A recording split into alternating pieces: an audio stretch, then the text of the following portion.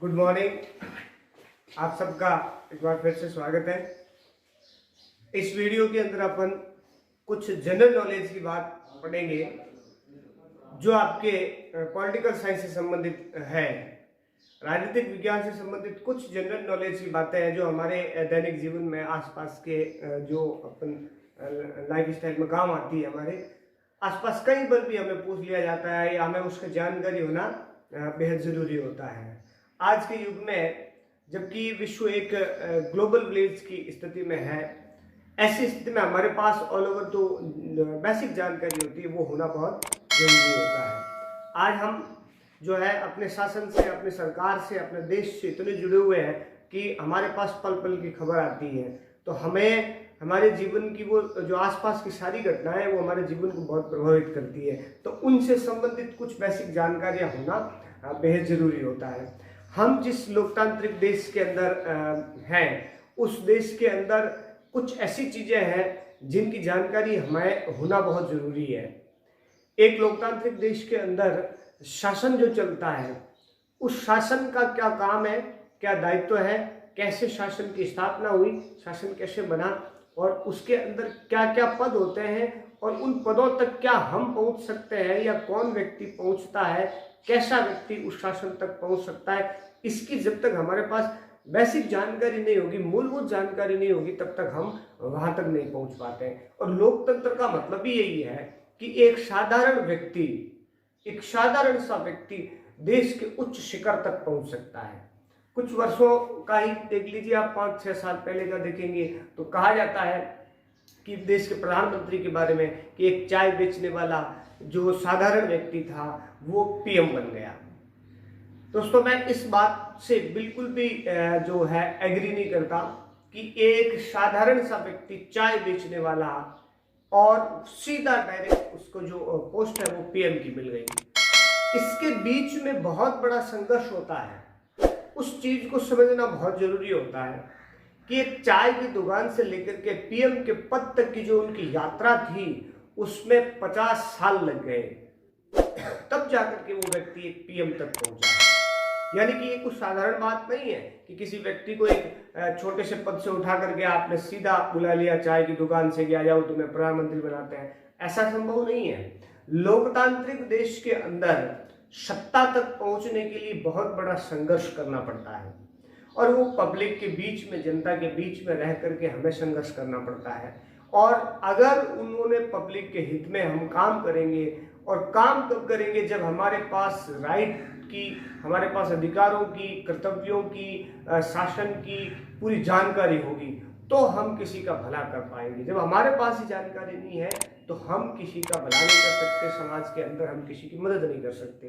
तो कुछ मूलभूत बातें जो हम इस वीडियो के अंदर देखते हैं, जो हमें पता होनी जरूरी है। शासन, गवर्नेंस का मतलब, शासन का मतलब यही है किसी देश को नेतृत्व देकर के उसको चलाना, सही दिशा में उसको ले जाना और देश का सर्वांगीण विकास करना, वो आपका शासन कहलाता है। जिस व्यक्ति के हाथ में देश के विकास की, देश के आर्थिक, सामाजिक, राजनीतिक सभी प्रकार के विकास की शक्ति प्राप्त हो, जिसके पास वो अधिकार हो, निर्णय लेने की जिसके पास क्षमता हो और जनता ने उसे क्षमता दी हो निर्णय लेने की राष्ट्र के लिए, तो उस व्यक्ति का जो वो मैनेजमेंट पूरी व्यवस्था है वो शासन कहलाता है। और भारत में शासन करने की जो व्यवस्था है उसको संविधान में दर्शाया गया है। ये भारत में शासन कैसे होगा, संविधान के अंदर दिया गया है। तो संविधान के अंदर जो है वो आपके अनुच्छेद दिया गया है, वो है 79। इस अनुच्छेद के अंदर एक व्यवस्था की गई है कि भारत में शासन कैसे चलेगा। ये जीके का सवाल याद करना बेहद जरूरी है और आगे कुछ वीडियो आएंगी जिसके अंदर मैं आपके सामने अनुच्छेद लेकर के आऊंगा। जो अनुच्छेद मूलभूत, बेसिक अच्छे अनुच्छेद है जिनकी जानकारी हमारे लिए, जीवन के लिए बहुत जरूरी है, वो अनुच्छेद में आपको एक ऐसा वीडियो बनाएंगे, हम आगे तैयारी चल रही है जिसमें आपको अनुच्छेदों की जानकारी दी जाएगी। जो अनुच्छेद आपके जीवन को प्रभावित करते हैं, आपके जीवन के लिए जरूरी है, हमारे जीवन के लिए जरूरी है, उन अनुच्छेदों का एक अपन बनाएंगे। लेकिन अभी 79 जो अनुच्छेद है, इस अनुच्छेद के अंदर शासन के लिए, भारत के अंदर शासन के लिए एक व्यवस्था बनाई गई है, एक संस्था बनाई गई है, जिस संस्था का नाम है संसद। ये संसद का की जो स्थापना है, जो इसका संरचना है, इसका गठन जो है अनुच्छेद 79 के अंतर्गत किया गया है। 79 के अंतर्गत इस संसद की व्यवस्था की गई है। अब संसद क्या है? संसद जो है वो भारत की संसद, भारत की सर्वोच्च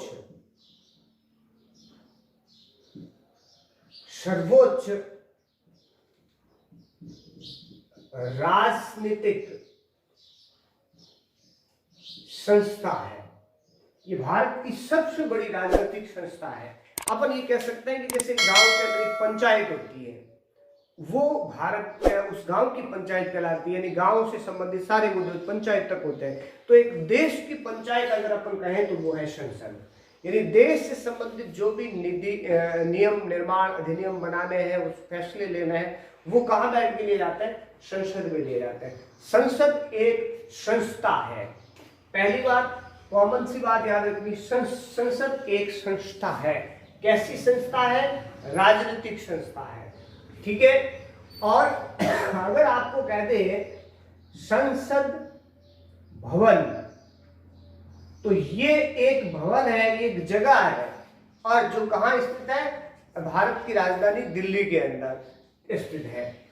अब इस संस्था की स्थापना की गई अनुच्छेद जो है 79 के अंतर्गत। अब इस संसद नाम क्यों दिया गया? अलग अलग देशों की जो संसद है, उन संसदों के अलग अलग आपके नाम दिए गए। जैसे आप बात करेंगे ब्रिटेन की, ब्रिटेन के अंदर जो सर्वोच्च राजनीतिक संस्था है उसको कहा जाता है पार्लियामेंट। ब्रिटेन की सर्वोच्च संस्था का नाम पार्लियामेंट है। अगर अपन बात करें अमेरिका की, तो अमेरिका की जो राजनीतिक संस्था है उसका नाम है कांग्रेस। ब्रिटेन की राजनीतिक जो अमेरिका की राजनीतिक संस्था है उसका नाम कांग्रेस रखा गया है। और ऐसे ही अगर अपन जापान में बात करें तो जापान की जो राजनीतिक सर्वोच्च संस्था है उसको कहा जाता है डाइट। इस प्रकार से, और भारत की राजनीतिक सर्वोच्च संस्था का नाम है संस्था। तो ये अलग अलग जो देश की बड़ी राजनीतिक संस्था है जहां से देश का संचालन होता है, उसके नाम अलग अलग हैं। आप ब्रिटेन में पार्लियामेंट कहा जाता है, अमेरिका में उसको कांग्रेस कहा जाता है, और जापान में उसको डाइट कहा जाता है। तो इस तरह से अपन ये बाकी देशों का भी देख सकते हैं। ये भी जीके के सवाल है। अब बात आते हैं कि संसद का गठन 79 के अंतर्गत किया गया है, तो शासन कौन करता है? शासन करता है आपके जो शासन करती है सरकार। कौन करती है? शासन सरकार करती है। और सरकार जो है वो 3 भागों में बटी हुई होती है। पहली होती है व्यवस्थापिका, दूसरी होती है आपके कार्यपालिका, और तीसरी होती है न्यायपालिका। ठीक है।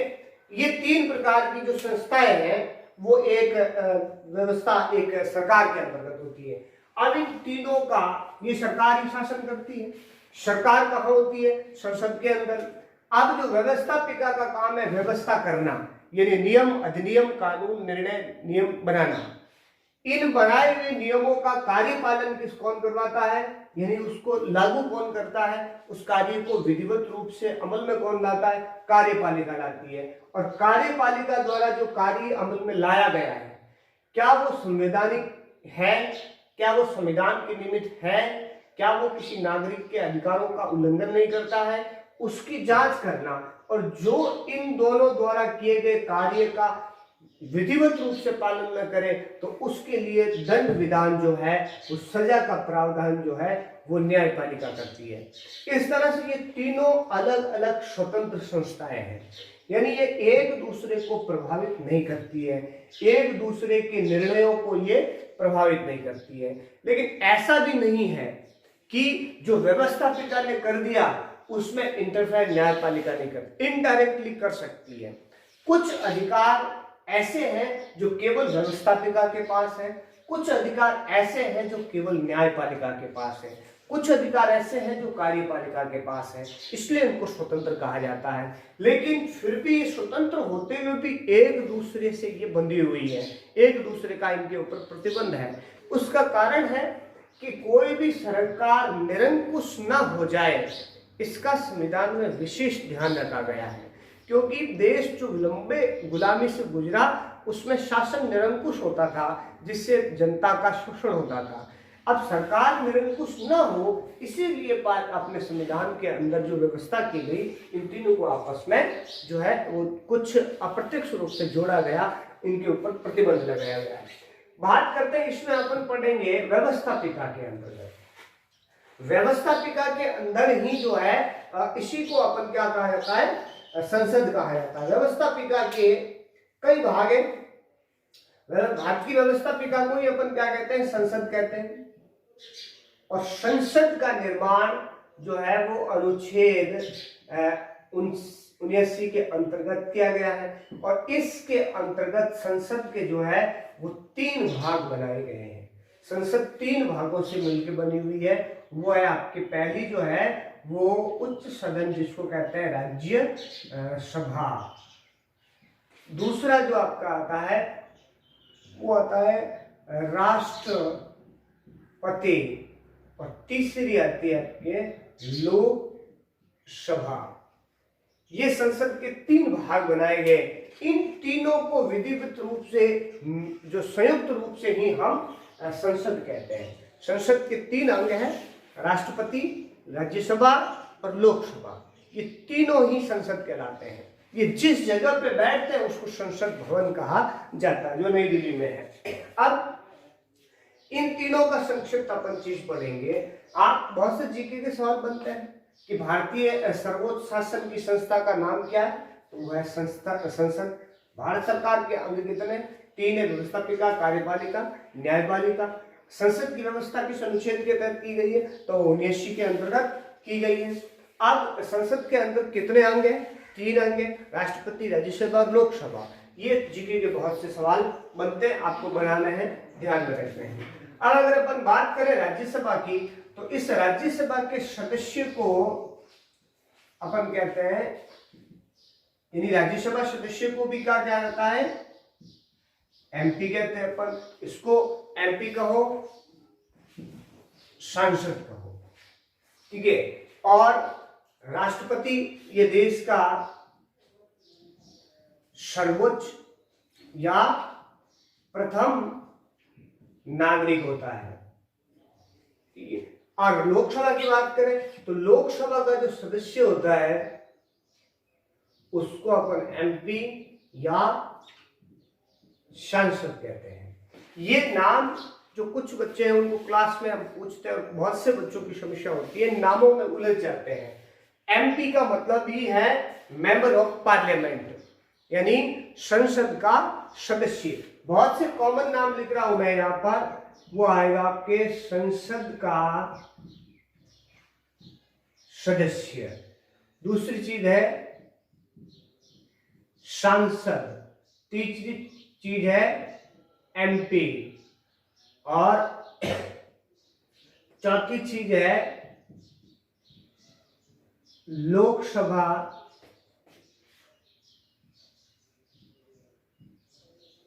सदस्य, राज्यसभा सदस्य और लोकसभा क्षेत्र, राज्यसभा क्षेत्र। ये ऐसे कुछ कॉमन चीजें हैं जिनको आपका ध्यान होना बहुत जरूरी है। संसद का सदस्य का मतलब जो संसद में बैठता, संसद कौन सी, राज्यसभा और लोकसभा। और राष्ट्रपति है तो राष्ट्रपति भी संसद का सदस्य है, संसद के अंदर रहता है। अब संसद का अभिन्न है ये। अब राज्यसभा का जो सदस्य है वो भी क्या कहलाएगा, संसद का सदस्य। लोकसभा का सदस्य है वो भी क्या कहलाएगा, संसद का सदस्य कहलाएगा। यानी कि अपन बात करें यहाँ संसद सदस्य की बात करें तो उसी को अपन क्या कहते हैं, सांसद कहते हैं। जो संसद का सदस्य है वही क्या कहलाएगा, सांसद कहलाएगा। सांसद कहो और जो संसद का सदस्य कहो एक ही बात है। सांसद कहो या लोकसभा सदस्य और राज्यसभा सदस्य कहो ये भी एक ही बात है। लोकसभा सदस्य भी सांसद कहलाता है, राज्यसभा सदस्य भी सांसद कहलाता है। सांसद को ही हम क्या कहते हैं, एमपी कहते हैं। सांसद कहो, एमपी कहो, लोकसभा सदस्य कहो, राज्यसभा सदस्य कहो या संसद का सदस्य कहो, ये सारी एक ही पद है, एक ही व्यक्ति के अलग अलग पद हैं, अलग अलग नाम हैं, एक ही व्यक्ति होता है। और सांसद, संसद का सदस्य, एमपी, लोकसभा सदस्य, राज्यसभा सदस्य, ये सभी एक ही व्यक्ति की पोस्ट है। ये सब के सब सदस्य क्या कहलाते हैं, जो आपके सांसद कहलाते हैं, ये सांसद कहलाते हैं। अब भारत में अगर बात करें कि सांसद कितने हैं, तो सांसद जो चुने जाते सांसद हैं वो शुरुआत के अंदर जो भारत में सांसदों की जो संख्या थी वो अलग अलग नियुक्त की गई थी। सबसे पहले भारत में सांसदों की जब संविधान बना था तो उसमें 500 निर्धारित की गई थी कि पूरे भारत में सांसद कितने होंगे, लोकसभा सदस्य कितने होंगे, कि 500 होंगे। किसके सदस्य, लोकसभा के सदस्य 500 होंगे। लेकिन बाद में इसको बढ़ा दिया गया, इसको 520 कर दिया गया। फिर इन्होंने बढ़ा दिया, फिर बढ़ा करके इसको 530 कर दिया गया। लेकिन अंतिम रूप से जब 1974 के अंदर संविधान संशोधन हुआ उस समय फिर इसकी सदस्यता को बढ़ा दिया गया था। जो है 31वां संविधान संशोधन हुआ था 1974 के अंदर। 31वें संविधान जो है संशोधन में जो हुआ था 1974 के अंदर, इनकी सदस्यता बढ़ा करके 552 कर दी गई। यानी कि भारत में आज तक अधिकतम लोकसभा सदस्यों की संख्या 552 हो सकती है, इससे ज्यादा नहीं हो सकती है। ये 31वें संविधान संशोधन 1974 के अंदर फिक्स कर दिया गया कि भारत में अधिकतम सांसदों की लोकसभा के सदस्यों की संख्या है वो 552 हो सकती है। लेकिन ये फिक्स नहीं है, इसको कम भी किया जा सकता है, इसको संसद जो है वो कम भी कर सकती है। वर्तमान के अंदर ये संख्या 545 ही है। वर्तमान में 545 ही सांसदों का निर्वाचन होता है और उसमें से भी 2 का जो है मनोनयन हो जाता है, 543 का ही निर्वाचन होता है, 2 राष्ट्रपति निर्वाचित करता है। तो इस तरह से आपके ये बहुत से जीके के सवाल बनते हैं कि जो 552 अधिकतम संसद के सदस्यों की संख्या कितनी है, तो 552। ये कब की गई, 31वें संविधान संशोधन 1974 के अंदर की गई थी। जब संविधान बना था 26 नवंबर 1949 को, तो लोकसभा सदस्य कितने थे, तो वो 500 थे। उसके बाद बढ़ाए कितने, 520 कर दिए, फिर कितने बढ़ाए, 530 कर दिए और अंतिम 552 हो गए। वर्तमान में कितने लोकसभा सदस्य, तो वह है 545 है। यानी कि संसद जो है समय समय पर 552 से कम कर सकती है लेकिन अधिक नहीं कर सकती है। अगर 552 से ज्यादा करना है तो फिर संविधान संशोधन करना पड़ता है, संविधान संशोधन विधेयक लाना पड़ता है, उसके बाद आप 552 से ज्यादा कर सकते हैं। अब बात यह आती है कि ये सदस्यों की संख्या जो है कम या ज्यादा करता कौन है, ये किसके पास जो क्षमता है, ताकत है कि वो संविधान के अंदर सांसदों की संख्या बढ़ा भी सकता है, घटा भी सकता है। तो वो एक भारत में बना हुआ है परिसीमन आयोग। इस आयोग का गठन किया गया था। इस आयोग का मतलब है सीमन करना। सीमन करने का मतलब जो है सीमांकन करना होता है। ये परिसीमन है संसदीय क्षेत्रों का, राज्यसभा क्षेत्रों का और लोकसभा या विधानसभा क्षेत्रों का परिसीमन करता है कि कितने कौन कौन सा एरिया किस क्षेत्र के अंतर्गत आएगा। ये प्रति 10 साल बाद परिसीमन होता है। 10 साल बाद ही गणना होती है और 10 साल बाद ही परिसीमन करवाया जा सकता है। कई बार परिसीमन अगर संसद उचित न समझे तो 20 साल बाद भी हो सकता है, अलग आगे भी बढ़ाया जा सकता है, लेकिन 10 से पहले नहीं कर सकता। इसलिए परिसीमन आयोग जो है वो समय समय पर जब जनसंख्या बढ़ती है तो जनसंख्या के अनुपात में सांसदों की संख्या बढ़ानी पड़ती है। तो जो जो भारत की संख्या बढ़ी, जनसंख्या बढ़ी, त्यों त्यों जो है वो संख्या बढ़ा दी गई है। अभी इसकी जनसंख्या के अनुपात में अधिकतम 552 करती है, जो लगभग लंबे समय तक या रह सकती है 552 संख्या। अब ये तो है संसद। अब आज बात आती है लोकसभा क्षेत्र किसको कहते हैं। लोकसभा क्षेत्र वो क्षेत्र होता है जहां से एमपी या सांसद चुना जाता है। एक निश्चित जनसंख्या के अनुपात में कुछ क्षेत्र को बांट दिया जाता है और उस क्षेत्र पर एक एमपी या एक सांसद चुना जाता है। वो लोग, उस क्षेत्र के लोग उस व्यक्ति को वो मतदान करके लोकसभा में भेजते हैं अपना प्रतिनिधित्व करने के लिए। लोकतंत्र का मतलब यही है, लोगों का तंत्र का मतलब यह लोगों की सीधी डायरेक्ट शासन में भागीदारी नहीं होती है। लोकतंत्र में अप्रत्यक्ष रूप से जनता शासन में भागीदार होती है। किसके माध्यम से? इन्हीं सांसदों के माध्यम से। एक निश्चित एरिया के अंदर एक सांसद, बहुत बड़ी जनसंख्या का 10 लाख जनसंख्या का एक सांसद जो है वो नेतृत्व करता है, उनकी बात को संसद में रखता है। यानी कि पूरी जनसंख्या को, जो भारत की अभी वर्तमान में जो 1.21 अरब जनसंख्या है, उस जनसंख्या के अंदर 545 सांसदों का प्रतिनिधित्व दिया गया है। ये 545 सांसद लोकसभा के अंदर इन 121 जो करोड़ लोग रखे गए हैं, 1 अरब 21 करोड़, इनकी बात ये 545 लोग संसद में रखते हैं और उनके विकास, कल्याण और देश को आगे बढ़ाने की संबंधित बात करते हैं। तो ये बातों में कंफ्यूज नहीं होना है। संसद का सदस्य, सांसद, एमपी, लोकसभा सदस्य, ये सब एक ही है। एमपी का मतलब मेंबर ऑफ पार्लियामेंट है, यानी लोकसभा जो है लोकसभा का या संसद का सदस्य कहलाता है।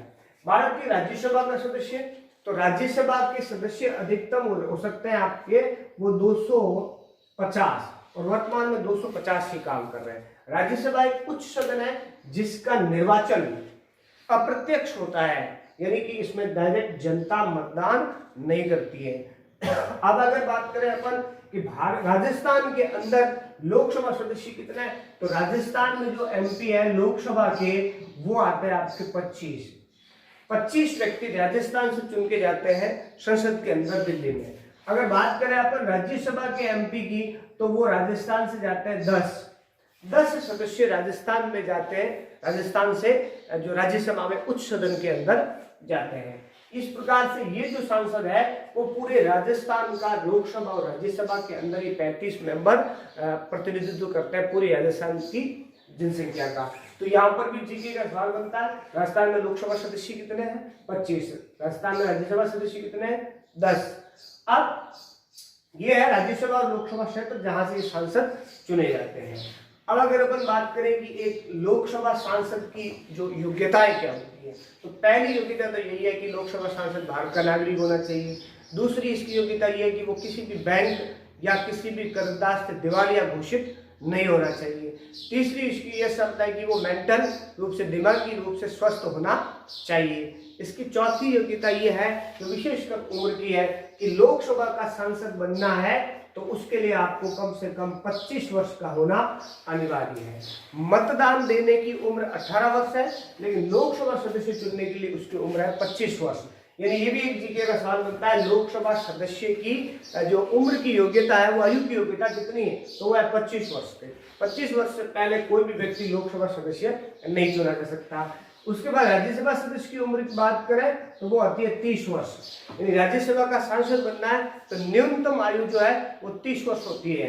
दूसरी बात, भारतीय राजनीति के अंदर अधिकतम आयु की कोई सीमा नहीं है, यानी कोई भी व्यक्ति कितने भी वर्ष का है वो अधिकतम आयु में किसी भी सदन का सदस्य चुना जा सकता है अगर जनता उसको चुनती है। यानी उसकी जो न्यूनतम आयु है वही ली गई है। लोकसभा में 25 वर्ष है, राज्यसभा के अंदर 30 वर्ष है।